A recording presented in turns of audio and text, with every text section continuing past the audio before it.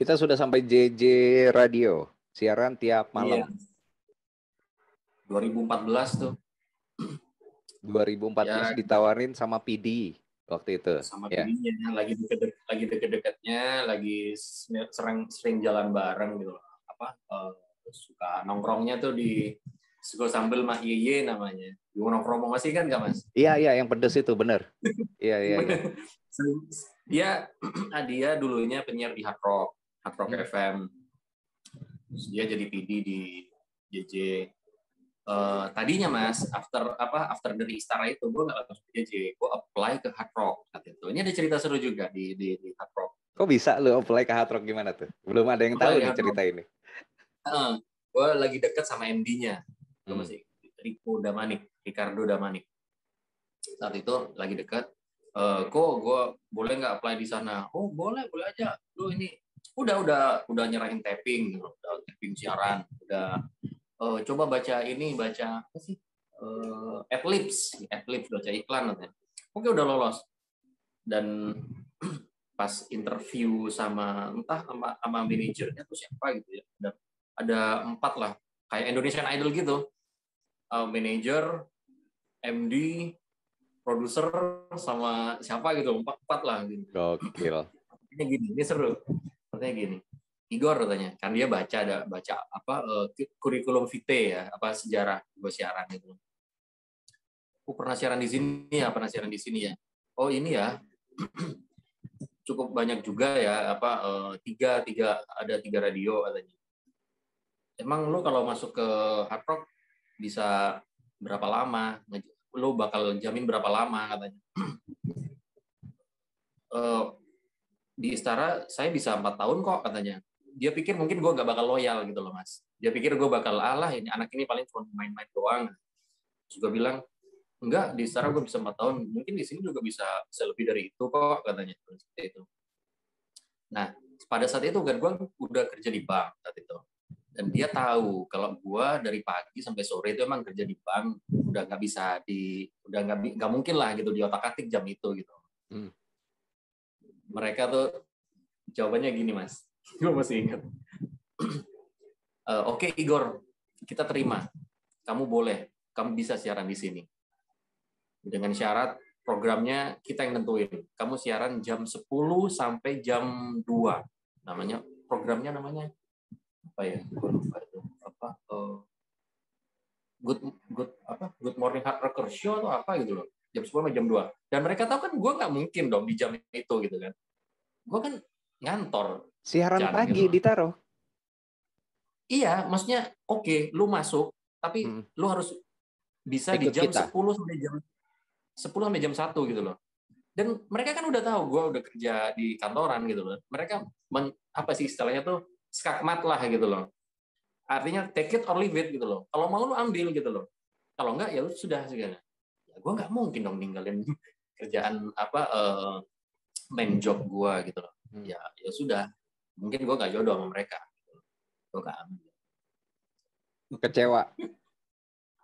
Kecewa dong, karena gue udah berharap. Gue pengennya tuh kalau bisa oke lah, tapi jangan terlalu di jam itulah gitu loh. Jam 10 malam deh gitu loh, jam 10 malam atau jam 7 gitu loh.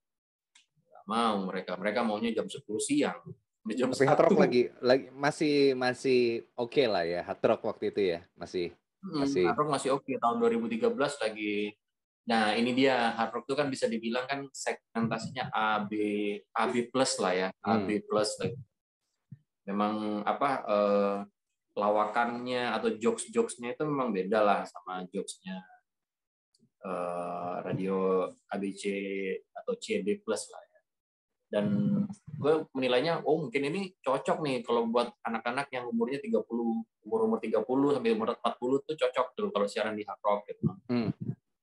Cocok gitu. Makanya gue pilih Hard Rock saat itu. Itu kecewa banget waktu itu. Gue berharap sih diterima tapi jamnya bukan jam siang, jam malam aja. Nego lah jamnya ya, harusnya gitu ya.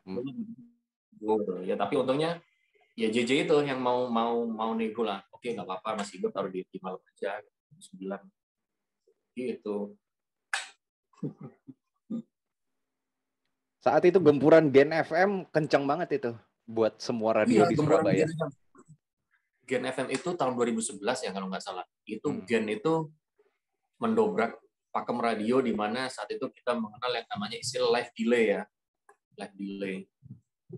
Jadi live on air, kan kita semua tahu kan kalau siaran ya live on air gitu loh. Masuk Gen itu ada istilah namanya live delay. Dan JJ itu adalah salah satu yang menggunakan program live delay itu, Chan. RCS. RCS. Betul, RCS.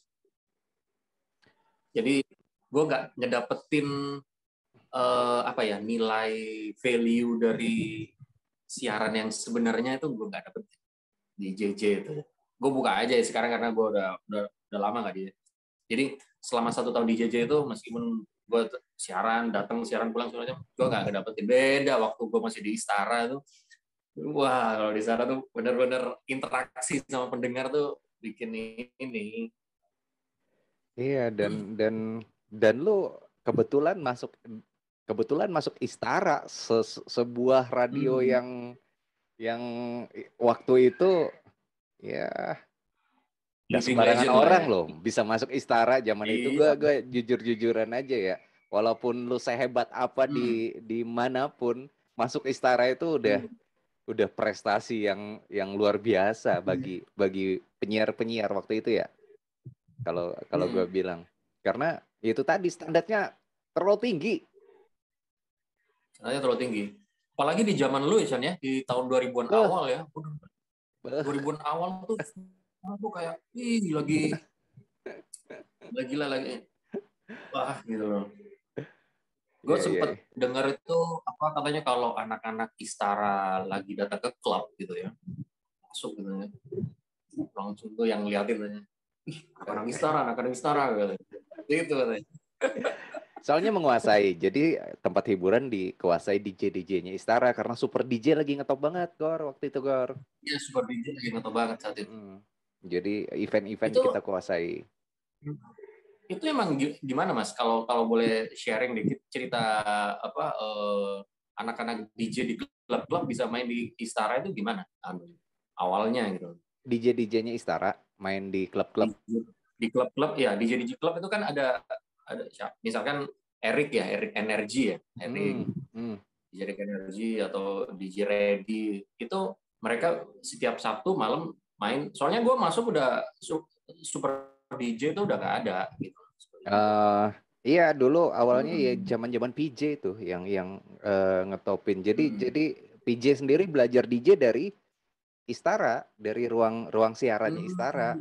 Nah, zaman-zaman itu kata Mas Denny waktu gue podcast sama dia, sama Pak Boy yang punya Istara tuh, mereka bikin DJ Championship seluruh Indonesia. Itu DJ macam Tommy Fan zaman-zaman dulu ya. Itu ikutan tuh di acara itu. Jadi mereka sudah nanam duluan dari tahun 80-an akhir itu sudah nanam di klub-klub malamnya, di tempat-tempat hiburan. Jadi yang mereka kuasai itu rally zaman dulu, rally mobil. Istara itu jagoan tuh kalau bikin rally mobil. Kemudian klub-klub, karena Pak Boy kan doyan banget kan muter-muter bikin event-event di klub-klub. Makanya terus punya nilai jual tinggi waktu itu karena mereka punya selera musik yang di atas rata-rata. High class lah ya. High class banget. Musiknya gitu. mahal. Ya, gitu. Karena nggak mau kan waktu itu main-main di Cangkir aja nggak mau. Radio DJ-nya Istara. Iya, DJ-nya Istara yang main di Cangkir cuma gua sama Iwan. Cangkir, itu yang nggak dianggap di Super DJ. Jadi gua nggak dapet siaran di Super DJ. Tapi gua udah punya masa 1.000 orang setiap minggu tuh. Gua sama Iwan tuh.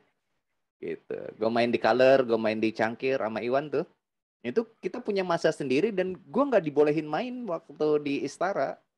Super DJ-nya udah ini banget, udah top class lah bahasanya. R&B nggak dianggap zaman dulu. Mainnya apa dong? Main deep house, trance atau gimana? Mainnya house mereka, rata-rata main house. Ya, gitu. Super DJ ya. Progresif zaman dulu itu ngetop banget tuh waktu awal-awal 90-an ya. 90 Akhir. Iya, sebenarnya waktu zaman-zaman PJ itu sudah mainin urban, zaman-zaman Kemi Club gitu ya kan. Tapi black music bahasanya PJ itu bahasanya black music. Jadi di awal-awal gue masuk tuh itu sudah progresif namanya. Orang-orang mengertinya house music itu progresif karena genrenya progresif house memang yang lagi ngetop-ngetopnya tuh. Nah di 2003 gue yang pindah ke DJ FM itu kita lebih fokus ke R&B kan. Ya, memang tren dunia memang udah berubah saat itu ya. Saat itu udah ada 50 Cent, ada Black Eyed Peas. Ya, Arrested Development. Nah, itu. Ya. Cuma Iwan di Istara yang mainin lagu-lagu itu. Kiblatnya tetap DJ FM. Jadi yang dipakai di dua klub paling rame, gue bilang boleh dibilang paling rame ya, Cangkir sama Color dulu itu di Surabaya tahun itu ya. Itu yang dipakai cuma gue sama Iwan. Karena si macam Hendra dan lain-lain mainnya di Java Jimis zaman itu. Dan mainnya cuma di situ gitu. Iya, itu. Ya. Cangkir, Kemi ya dulu itu. Gue residen Kemi lama tuh. Sama almarhum DJ Harry waktu itu. Yang meninggal di Redbox. Waktu kebakaran. Redbox juga. Aduh, Redbox. Ya, di PTC ya. Ya. Vertical Six, gue sempat residen juga di situ sama David.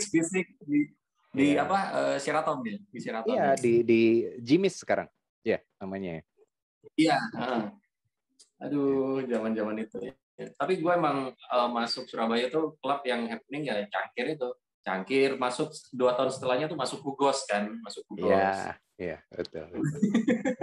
Terus Penthouse juga masih baru-barunya. Wah, iya. Elit tuh. Play juga masih baru-barunya. Betul. Oke, terus dari JJS lu kemana, Gor? Ada, udah 2015. Bini kan hamil besar lah gitu loh. Yang lu married tahun kapan? Yang waktu kita foto-foto itu masih pre-wedding? Udah nikah itu ya? Udah nikah itu. 2015 hamil gede mau lahiran gitu loh. Gue masih aja siaran jam 9-11 gitu. Padahal udah mau 2 bulan lahiran gitu.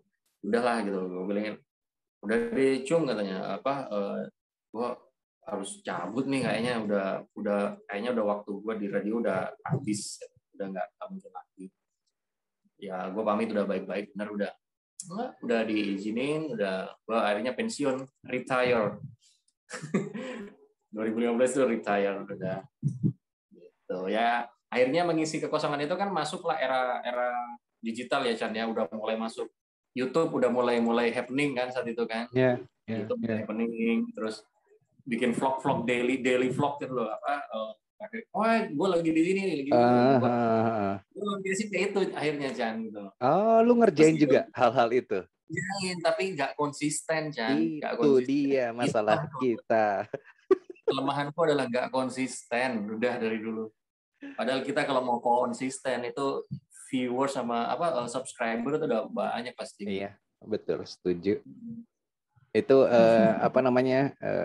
ya gue baca ya Atta Halilintar gitu, itu konsistensinya yang luar biasa, kerja kerasnya luar biasa banget itu. Jadi wajar lah kalau dia hari ini tuh berhasil gitu. Kalau gue bilang. Mungkin nggak banyak yang tahu Atta Halilintar dulu ngerintis sebagai the king of YouTube of Asia ya. The king of YouTube Asia tuh nggak semudah itu. Mungkin dia juga dulu siapa yang tahu Atta Halilintar kan nggak ada yang. Kalau Raffi mungkin memang dia adalah artis gitu. Iya. Artis gitu loh. Atta Halilintar kan kita nggak ada yang tahu. Bisa jadi betul. Number 1 YouTube.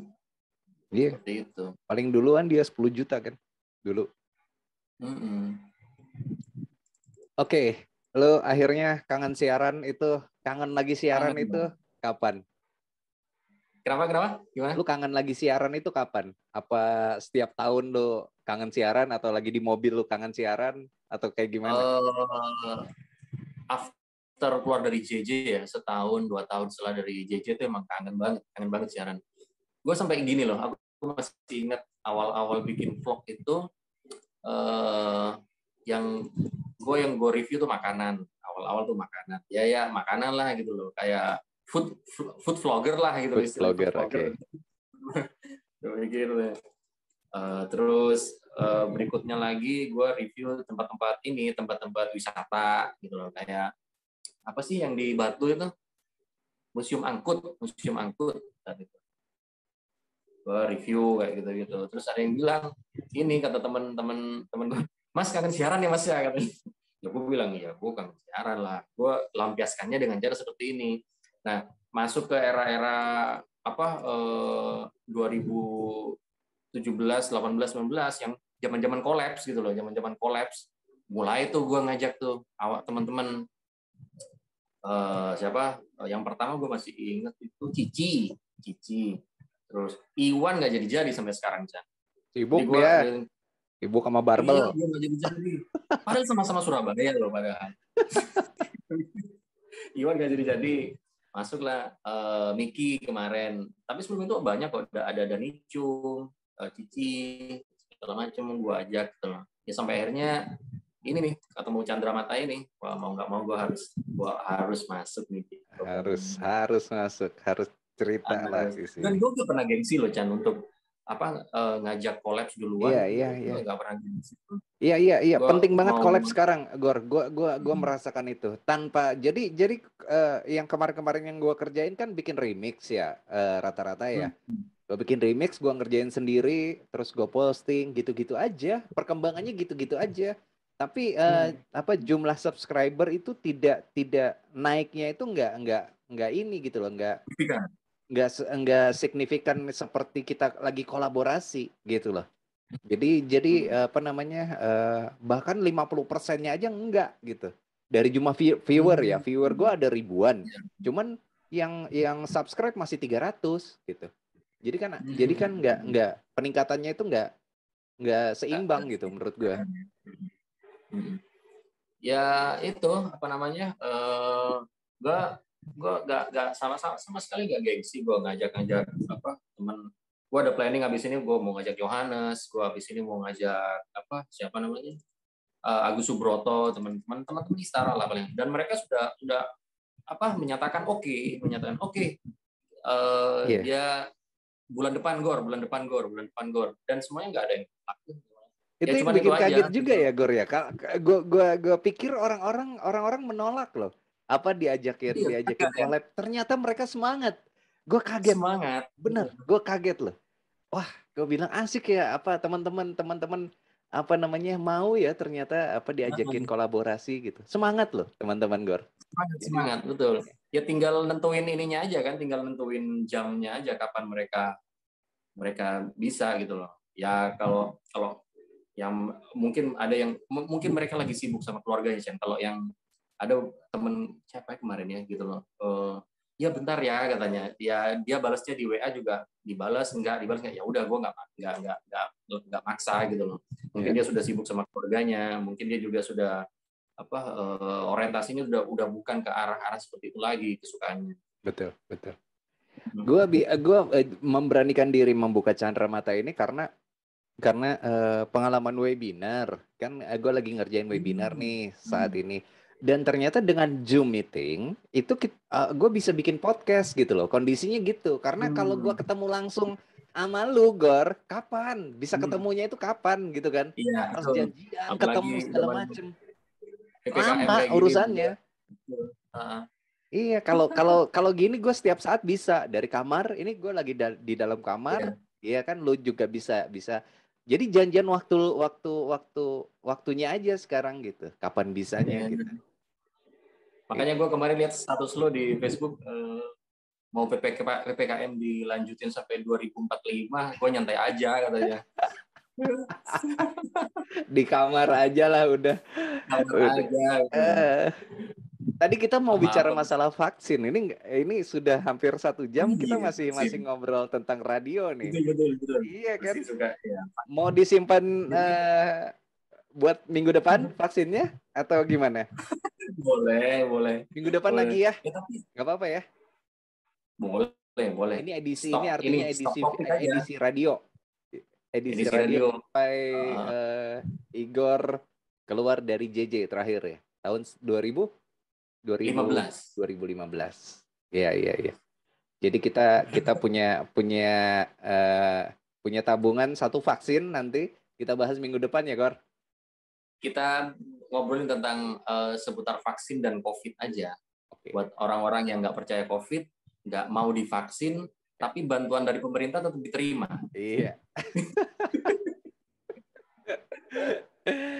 Oke, ada berbagai sisi itu nanti. Jadi apa namanya, bisa diskusi aja ya kan. Nanti kita bahas itu kayaknya minggu depan deh. Kayaknya ini udah hampir 1 jam ini. Jadi aku bungkus dulu. Chandra Thank you Mata banget. dari Igor hari ini. Terima kasih banyak dan sampai jumpa minggu depan. Igor Febriansah. Thank you, Gor. Bye bye. Bye.